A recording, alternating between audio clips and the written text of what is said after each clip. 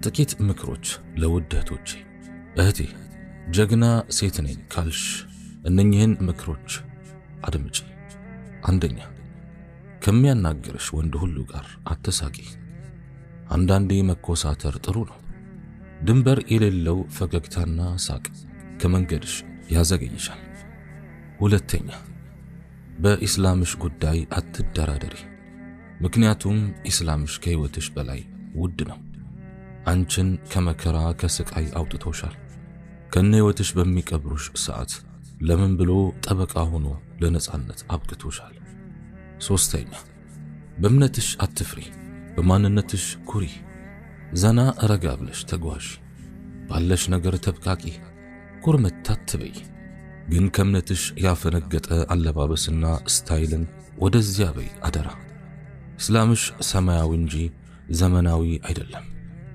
አራተኛ፣ ወደ ዝሙትና ወደ ወንጀል ከሚጋብዙ ነገሮች ሁሉ ራቂ። እስላማዊ የሚለው ስም እንዳይሸውድሽ አደራ። እስላማዊ ፊልም፣ እስላማዊ ነሺዳ ወዘተ። አምስተኛ፣ በቦርሳሽ ውስጥ የኮስሞቲክስ ነጋዴ ምስል የቻይና ዕቃ ይዘሽ አትዙሪ። ይልቁንስ የእምነትሽን አርማ ቁርአን መያዝሽን አትርሽ። ቦርሳሽ ውበት የሚኖራት ያኔ ነው። ስድስተኛ፣ ሁሌም የምትሰሪውን ሥራ አስተዊ። ሱናን የምትከተል ሙስሊም እንስት የምትፈጽመውን እንጂ አትስሪ። ሰባተኛ፣ ተውሂድና ሱናን ባገኘሽው አጋጣሚ ሁሉ ስበኪ። ያኔ ውበትሽ ይደምቃል። ስምንተኛ፣ ሁሌም እምነቴ ኢስላም ነው ብለሽ ስታስቢ በሐሴት ልትረኪ ይገባል። ምክንያቱም የጀነት እጩ ተወዳዳሪ ነሽ። ውድድሩን ለማሸነፍ የሰለፎችን አካሄድ ተከተይ አደራሽን። ዘጠነኛ፣ የመጨረሻው መልእክቴ፣ ሙስሊሟ እህቴ ሆይ አንቺ እኮ ምርጥ ነሽ። ወንድ ሁሉ ይፈልግሻል። የሚያገባሽ እንዴት ታድለዋል። ተፈላጊ መሆንሽን አትርሺ። ግን ለሚያገባሽ እንጂ ለሚፈልግሽ ሁሉ አትገኝ። እህቴ ለማን ነው የምትዋቢው? በጣም የሚያሳዝነው ብዙ እህቶቻችን መቆነጃጀት፣ ራስን ማስዋብ፣ ጥሩ ልብስ መልበስ የሚቀናቸው ወደ ሰርግ ሊሄዱ ሲሉ ወይም ጓደኛቸው ጋር ሲቀጣጠሩ፣ አንዳንዶቹ ደግሞ ወደ ሥራ ሲወጡ፣ ሌሎቹ ደግሞ የአላህ ባሮችን አሳስተው ወደ ሐራም ለመጥራት ያለ ምክንያት ሲወጡ እና ለመሳሰሉት ነው። የባሎቻቸውን ሐቅ አሽቀንጥረው ይጥላሉ።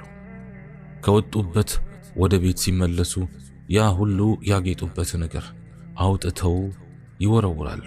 ባል ሲመጣ በማድ ቤት ልብስ፣ በላብ ሽታ፣ በሊጥ እጅ፣ በሽንኩርት ባለቀሰ ዓይን፣ በተንጨባረረ ጸጉር፣ በተዝረከረከ ገጽታ ከሷ እንዲርቅ በሚያደርግ ሁኔታ ትቀበለዋለች። ተመልከቺ እህቴ፣ ባለቤትሽ ላንቺ ምን አይነት ፍላጎት ይኖረዋል? በዚህ ሁኔታሽ ምን አይነት የፍቅር ስሜትስ ያገኛል? እንዴትስ ያንቺ ታደርጊዋለሽ? በተለይ ከቤት ወጥቶ እስከሚመለስ አላህን በማይፈሩ የለበሱ መስለው ራቆታቸውን ሆነው ወደ ጀሃነም በሚጣሩ ተከቦ ከሸይጣንና ነፍስያ ጋር ታግሎ ወደ አንቺ ሲመጣ ያን በሚያብስ ገጽታና ሐላል ፍቅር ተቀብለሽ ማስተናገድ ካልቻልሽ በሌባ ላለመዘረፍሽ ምን ዋስትናለሽ? አዎ የቤት እመቤት ስትሆኚ እናት ነሽ። ይህ ማለት መዝረክረክ ማለት አይደለም። ይህ ማለት እቤት ውስጥ ራስን መጣል ማለት አይደለም። አንቺ ለልጅሽም እናት ነሽ፣ ለፍቅርሽም እናት ነሽ፣ ለቤትሽም እናት ነሽ። እናት በሁሉም የእናትነት ድርሻዋ የተዋጣላት ናት። እቤት ውስጥ ያለብሽን ኃላፊነት ከመወጣትሽ ዋናውና ትልቁ የትዳር አጋርሽን የፍቅር ትኩሳት ሳይበርድ ጠብቀሽ ማቆየትሽ ነው። ይህ ደግሞ ውስጥሽን አላህን በመፍራት እላይሽን ባለሽ ልብስና ጌጥ በማስዋብ ነው። ይህን ካላደረግሽ ስትወጪ የምትዋቢው ለማን ነው? ያሳዝናል። ሐላሉ እጃችን ላይ እያለ ወደ ሐራም የምንሮጠው ወላሂ ብዙዎች ነን። አንዳንዱም ይባስ ብሎ የሚጠመው በትዳር ጎጆ ውስጥ ከገባ ወይም ከገባች በኋላ ነው። አላህ ስብሓንሁ ወተዓላ ትዳርን በሚያክል ትልቅ ኒዕማ ሰትሩን ሳለ አይናችንን ወዲህ ወዲያ ማለት ትልቅ ከባድ ወንጀል ነው ሐቂቃ። ለዚህም ነው ዚና የሚያደርግ ሰው አግብቶ ከሆነና ሳያገባ ቅጣቱ የተለያየው። ያላገባ ከሆነ በጅራፍ ይከታል። አግብቶ እንደሆነ ደግሞ ሸሪዓው በሚለው መሰረት በድንጋይ ተወግሮ መገደል ነው። ይህ ምንን ያሳያል? ትዳርን የሚያክል ትልቅ ኒዕማ አላህ ስብሓንሁ ወተዓላ ሰትሮት ወይም ሰትሯት ሳለ ወደ ወንጀል ሲገባ አላህ ስብሓንሁ ወተዓላ በአደራ መልኩ የሰጠው ወይም የሰጣት ሳይጠብቅ በመቅረቱ ነው። ታዲያ የአላህ አማና ምን ያክል ትልቅ ዋጋ እንዳለው ልንረዳ ይገባል። አላሁል ሙስተዓን ብቻ። በፊት ሒጃብ የለበሰችን ሴት የማንም ዋልጌ ደፋር አይነካትም ነበር፣ ማንም አይቀርባት። ዛሬ ላይ ግን ራሳችሁን በራሳችሁ አውርዳችሁ እነዚህ ውሸታቸውን ነው የለበሱት ትባሉ ጀመር። ጠጋ ብለህ ብትጠይቃቸው አይመልሱህም አይነት እንድምታ በብዙዎች ዘንድ ይፈጠራል። እናንተው ከወንዶች ጋር ሆን ብላችሁ እየተጋፋችሁ ስብዕናችሁን አጉድፋችሁ ራሳችሁንም ጎድታችሁ እኛንም አሳፈራችሁን ሐቂቃ። ስለዚህ እባካችሁ ወደ አላህ ተመለሱና ኢማናችሁን አድሱ። ከእንዲህ አይነት የዋልጌዎች ሴራም ራሳችሁን ታደጉ። ወንድማዊ ምክሬ ነው። ባረከላሁ ፊኩም። ዛሬ ትናንት ሆኖ እስከ ዕለተ ትንሣኤ ድረስ ላይመለስ በነበር ነጎደ። ነገም ዛሬ ሆኖ ሊያልፍ ጥቂት ሰዓታትን ብቻ እየጠበቀ ነው። ያለፈ ቀን ካለፈ በኋላ የመመለሱ ነገር ዜሮ ነው። የዕለተ ትንሣኤ ቀን ብቻ ውስጡ ከሰራነው መልካምም ሆነ መጥፎ ሥራ ጋር እንገናኛለን። በዛሬዋ ቀን ውስጥ ብቻ ስንት ነገሮች በነበር መዝገብ ውስጥ ይሰፍራሉ። ጓደኛችን የነበረ ለዓመታት አብሮን ኑሮ የህይወት አጋጣሚና የእንጀራ ነገር የለያየን ስንት አለ። ትናንት አብሮን የዋለ ዛሬ ወደ አኺራ የሸኘነው ወንድም ስንት አለ። ዛሬ እኛ እዚህ እንዳለን ሁሉ ትናንት በእኛ ቦታ ብዙዎች ነበሩ። ጠቃሚ ነገር ትተን ካላለፍን እነሱ ነበሩ እንደተባሉ ሁሉ እኛም ነበሩ የመባላችን ነገር ቅርብ ነው። የማለዳዋ ፀሐይ ጠዋት ላይ ፍንትው ብላ ስትወጣ አቤት የዛሬዋ ፀሐይ ተብሎ እንዳልተጨበጨበላት ሁሉ አመሻሽ ላይ በጀንበር ስትተካ ስለ መውጣቷም የሚያወሳ ጠፍቶ በነበር ትረሳለች። ዛሬን ነገ መጥቶ ሲገረስሰው ያለፈ አልፏል ተብሎ በነበር ከርቸሌ ውስጥ እስከ ዘላለሙ ይዘጋበታል። ዛሬ ለነገ እስከ ዘላለሙ ዙፋኔን አላስረክብም ቢል ቢሟገት የማይሞከር ነገር ነው። በአንድ ብቸኛ ገዢ አላህ ስብሓንሁ ወተዓላ የምትመራው ይህች ዓለም እሱ ይሁን ያለው እየሆነባት ያልፈቀደው ላይከወንባት ቀን ጥላ ቀን እየተካች አዲሱን እያስረጀች አሮጌውን እየቀበረች ብርሃኑን እያስመሸች ክስተቶችን በነበር መዝገብ እያሰፈረች ያለ ከልካይ ወደፊት እየተጓዘች ነው። እኛም በየትኛውም ሁኔታ ላይ እንሆን ሳንወድ በግድ እየተጓዝን ነው። ጉዞው እንቆቅልሽ ላይሆን ይችላል። መሄጃችን ወዴት ማረፊያችንስ የት የሚለው ነገር ዛሬም ወደፊትም የብዙዎች ጥያቄ ነው። አላህ ስብሓንሁ ወተዓላ እንዲህ ይላል፣ زعم الذين كفروا أن لن يبعثوا قل بلى وربي لتبعثن ثم لتنبؤن بما عملتم وذلك على الله يسير። እነዚያ የካዱት በፍጹም የማይቀሰቀሱ መሆናቸውን አሰቡ አይደለም። በጌታዬ እምላለሁ በእርግጥ ትቀሰቀሳላችሁ፣ ከዚያም በሰራችሁት ሁሉ ትነከራላችሁ። ይህም በአላህ ላይ ቀላል ነው በላቸው። ሱረቱ ተጋቡን አንቀጽ 7። አጂብ! ከዓመታት በፊት ዓለምን ጉድ ያሰኙ የሰው ዘርን ያንቀጠቀጡ አምባገነኖች ዛሬ የሉም። ለካስ እነሱም ሰው ነበሩ። ፊርዓውን፣ ሂትለር፣ ሙሶሎኒ የመሳሰሉት። ካቻምና በዙፋኑ ላይ ተደላድሎ በወንበሬ የመጣ በአይን የመጣ ብሎ እንደዋዛ በሰው ሕይወት ቀጭን ውሳኔ ሲያስተላልፍ የነበረው አምባገነን ዛሬ እሱንም ከሰው በላይ ያለው ቀንህ ደርሷልና ይብቃ ብሎ አሰናብቶታል። ዛሬ እነዚያ ከዓመታት በፊት ቤተ መንግሥት ሲቀያይሩ የኖሩ አንዳችም ችግር ያልጎበኛቸው በድሎት ተወልደው በድሎት ያደጉ ዘብ የሚታደርላቸው ማርሽ የሚነፋላቸው ጉልበት የሚረድላቸው አቅማቸውንና ማንነታቸውን ሳያስተውሉ ለራሳቸው ከአምላክ እኩልና ከዚያም በላይ ማዕረግ የሰጡ ነገስታትና የሀገር መሪዎች ነገራቸውን ሁሉ ጥለው ባዶ እጃቸውን ወደማይቀረው ዓለም ሄደዋል።